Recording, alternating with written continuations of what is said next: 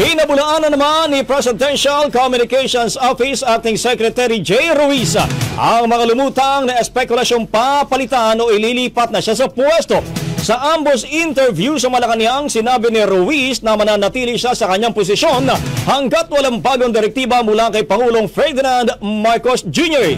Sa ngayon, nakatutok-anya siya sa pagtupad sa kanyang mandato na maiparating sa publiko ang mga programa at inisyatibo ng administrasyon at maghatid ng tamang impormasyon sa taong bayan.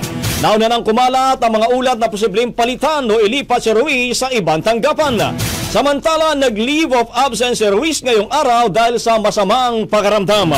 Nilinaw rin niyang hindi siya nagpositibo sa COVID-19 taliwas sa mga kumalat na balita. Ayon sa kanya, isa sa kanyang personal staff ang nagpositibo sa virus noong nakaraang linggo kaya minabuti niyang lumiban muna sa trabaho upang sumailalim sa testing. Matapos mag-negatibo sa resulta, nagpasya si Ruiz na bumalik na sa trabaho ngayong hapon. Ang bahaging ito ay hatid sa atin ng Yummyvit ES2 Oral Drops. Simulang tuparin ang pangarap ng iyong anak. And stunting now!